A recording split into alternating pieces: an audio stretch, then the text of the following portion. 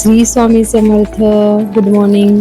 आता झालेले आहे सकाळचे 4:25 आणि आम्ही जात आहोत महाराजांचे दर्शन घेण्यासाठी.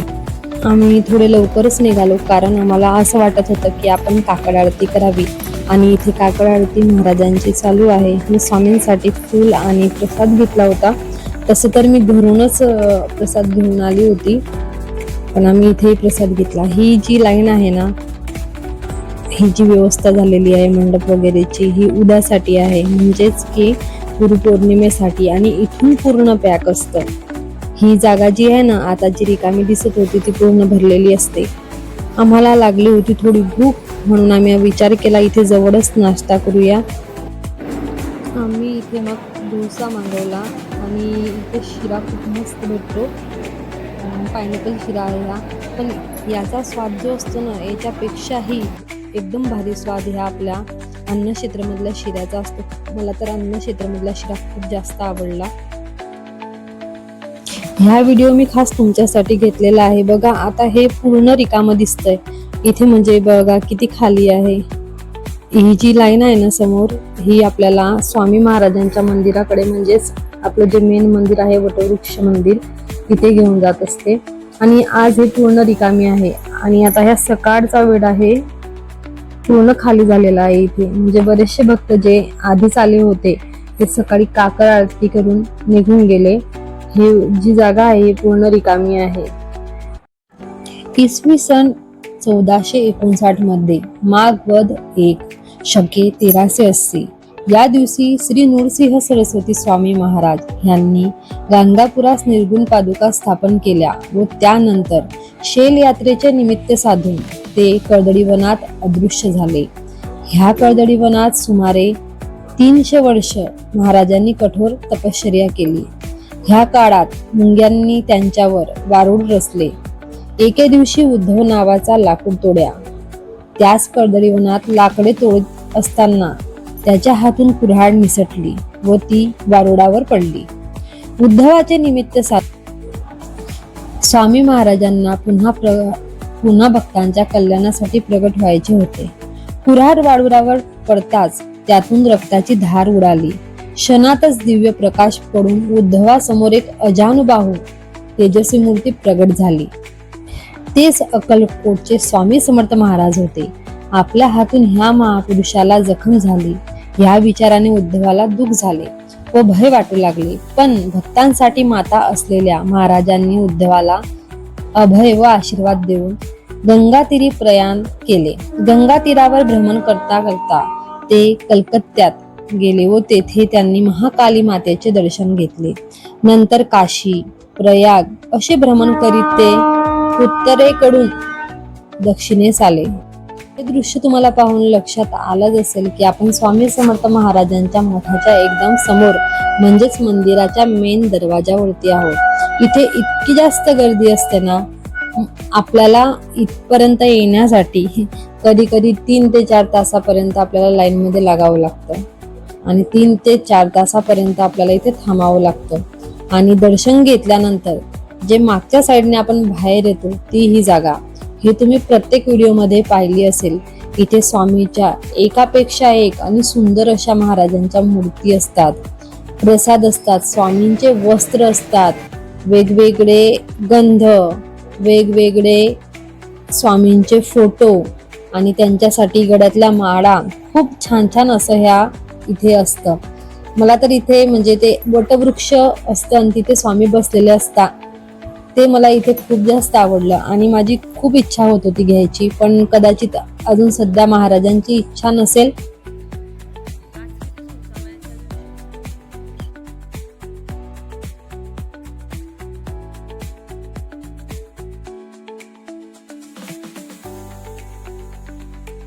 हे जे तुम्हाला आता इथे दिसतंय ना, हे दत्त मंदिर आहे अन्नक्षेत्रच्या एकदम बाजूमध्ये. ही मूर्ती इतकी सुंदर आहे ना, मला तर इतकी आवडते ही दत्त महाराजांची मूर्ती. तुम्ही इथे आपली स्वामीची जी मोठी मूर्ती आहे बघा, तिथेच जवळच ही मूर्ती आहे. इथे पण तुम्ही दर्शन घ्या. खूप भारी आणि एकदम तेजस्वी मूर्ती आहे ही दत्त महाराजांची. मला तर खूप जास्त आवडते.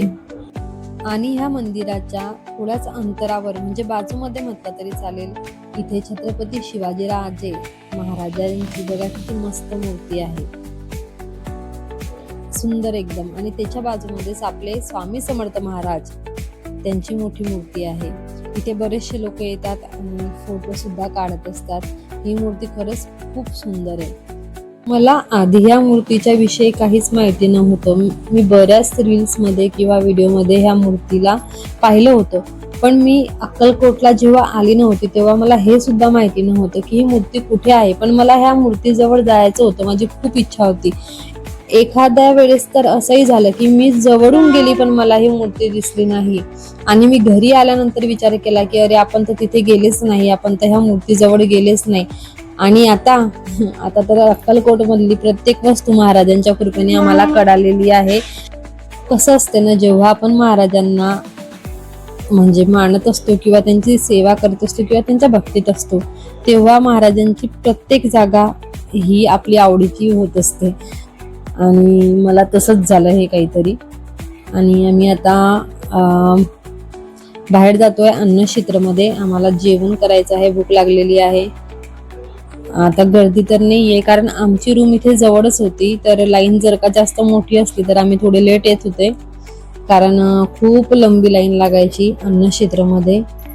आणि अन्नक्षेत्रामध्ये थांबलो तेवढा वेळ आम्ही महाराजांच्या दुसऱ्या जागेचे दर्शन घेऊन घेत होतो आणि नंतर मग अन्नक्षेत्रामध्ये येत होतो. तुम्हीही अन्नक्षेत्रामध्ये जर का प्रसाद ग्रहण केला किंवा नाही केला तरीही तुम्ही अन्नक्षेत्रामध्ये थोडं तरी तुम्ही दान द्या, कारण आपली परिस्थिती आहे, आपण थोडेसे पैसे खर्च करून बाहेर जेवण करू शकतो. पण अक्कलकोटमध्ये अशा व्यक्तींसाठी महाराजांनी व्यवस्था केलेली आहे की ज्यांची परिस्थिती नाही किंवा जे जेवणच करू शकत नाही, त्यांना इथे पोटभर जेवण भेटत असते. तर आपल्याकडून जर का 100, 200 किंवा 1000, 2000 जे आपल्याकडून जमले ते जर का आपण अन्नक्षेत्रामध्ये दान केले तर ते आपल्यासाठी पुण्यच ठरेल. आता आम्ही जात आहोत स्वामी समर्थ महाराजांचे समाधी मठ इथे दर्शनाला. हे बघा, गुरुपौर्णिमेसाठी होत आहे तयारी. इथे ह्या स्वामी समर्थ महाराजांचा समाधी मठ आहे आणि उद्या गुरुपौर्णिमा आहे, तर गुरुपौर्णिमेच्या निमित्त सजावट बघा किती छान. महाराजांची समाधी इथेच आहे, महाराजांनी इथे समाधी घेतलेली आहे. ह्या म्हणजे बाळप्पाचा वाडा आहे, याच्या बाजूमध्येच बाळप्पाचं घरही आहे. आपण तिथेही जाऊया. आधी आपण इथे महाराजांच्या समाधीचे दर्शन घेऊ आणि त्यानंतर आपण तिथे बाळप्पाच्या वाड्यात जाऊ. स्वामी समर्थ महाराज 22 वर्षापर्यंत इथेच राहिले आणि इथे विविध लीला महाराजांनी केल्या.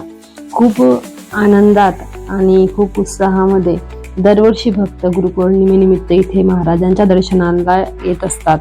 स्वामी हे सर्वांचेच गुरु आहे आणि स्वामी समर्थ महाराजांनी प्रत्येक व्यक्तीची इच्छा ही योग्य ती पूर्ण केलेली आहे आणि स्वामी आपल्या सोबत असतात, तर आपल्याला असं वाटते की आपल्याला कशाचीच कमी नाही. बघा किती सुंदर सजावट आहे, वा, मन प्रसन्न होतं एकदम. किती मस्त सजवलं आहे. हे तिथे बाळप्पा महाराज आहे, तिथे त्यांच्या वाड्यात राहत होतं. गुरुपौर्णिमेनिमित्त इथे आणलेला आहे. पादुका आहे इथे स्वामींच्या. किती सुंदर सजावट आहे हे बघा.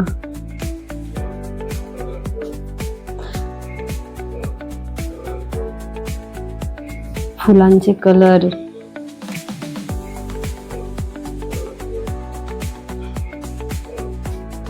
समोर पण सजावट करताय अजून, म्हणजे तयारी चालू आहे त्यांची, पूर्ण तयारी झालेली नाही. स्वामी समर्थ महाराजांचे जेव्हाही आपण दर्शन घेतो तेव्हा स्वामींना फक्त तुम्ही एकच प्रार्थना करत चला की स्वामी आई, मी कधीही तुमच्यापासून कोणत्याही परिस्थितीमध्ये लांब न हो, तुम्ही नेहमी माझा हात घट्ट पकडून ठेवा. स्वामींनाच प्रार्थना करायची की महाराज, स्वामींनाच प्रार्थना करायची कधीच तुम्ही मला तुमच्यापासून लांब करू नका, कारण आपण खूप स्वार्थी आहे. आपलं जेव्हा महाराजांकडे एखादं काम असतं तेव्हा आपण खूप प्रार्थना करतो आणि आपलं काम झाल्यावर आपण विसरून जातो. ही बघा पालखी महाराजांची खूप लांबून आली होती आणि पालखीचेही दर्शन आम्हाला तिथे घडले. एक दिवस आधी इतकं सुंदर वातावरण असतं ना, एकदम रम्य वातावरण असतं. बघा ते स्वामी बघा आपले दिसतंय मध्ये श्री स्वामी समर्थ महाराज की जय. महाराजांची समाधी दिसली, इतकं मस्त सजवलेलं होतं ना, काही आनंदच वेगळा होता. आता इथून आपण बाळप्पा महाराजांच्या वाड्यात जाऊ. समाधीचे तर आपले दर्शन झालेले आहे. आज म्हणजे एक दिवस आधी इथे सजावट करत होते, तर कोणालाच वरती जाऊ देत नव्हते. जेव्हा आपण वरती दर्शन घेतो तसं दर्शन कुणालाच घडत नव्हतं इथून.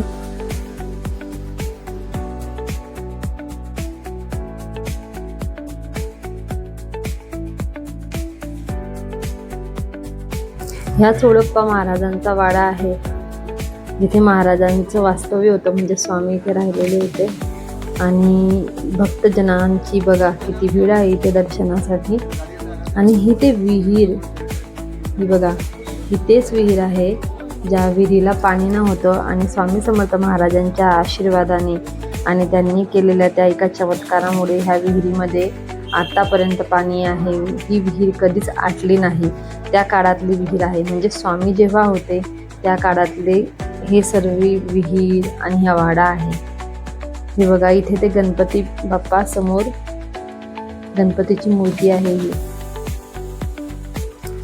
रोज नित्यनियमाने इथे पूजा अर्चा होत असते. आणि जे कोणी येत असतात स्वामींच्या दर्शनासाठी ते ह्या वाड्यातही येत असतात, कारण स्वामी इथे राहिलेले आहे. आणि हे पाहून आपल्याला खूप आनंद होतो.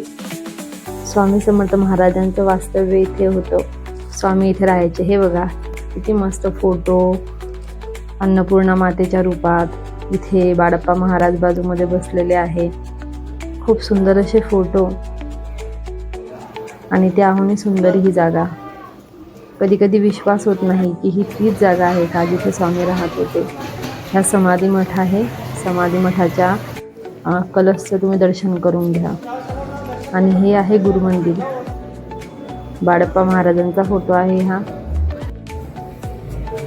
गुरुमंदिरलाही आम्ही दर्शन घेतलं.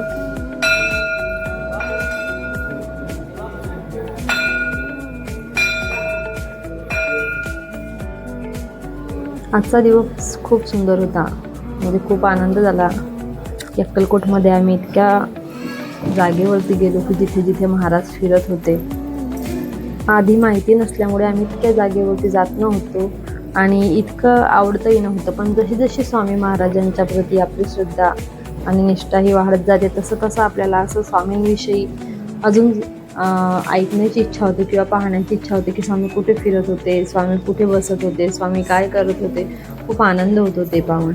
हे इथे तुम्ही दर्शन करून घ्या. तर आज आम्ही बऱ्याचशा जागेवरती फिरलोय आणि असाही हा व्हिडिओ खूप मोठा झालेला आहे. बाकीचे जे देवस्थान आहे जिथे आम्ही दर्शनाला गेलो होतो त्याचाही व्हिडिओ मी नंतर अपलोड करते, कारण ह्याच व्हिडिओ खूप मोठा होऊन जाईल. खूप छान असे आमचे इथे दर्शन झाले. आणि इथे जे सफेद लाईनीवरती टाईल्सवरती सफेद लाईन केलेली असते असं म्हणतात, तिथे महाराजांचे पाय उमटलेले आहेत. आणि शेवटी तुम्हाला हे महाराजांचं दर्शन करवते, कारण आम्ही वापस आले तेव्हाही आम्ही स्वामींचं दर्शन घेतलं. वापस येऊनही स्वामींचं दर्शन केलं. आम्ही एका दिवसामध्ये सकाळी सारामृत केल्यानंतर आणि करण्याच्या आधी दोन्ही वेळेस महाराजांचं दर्शन घेत होते.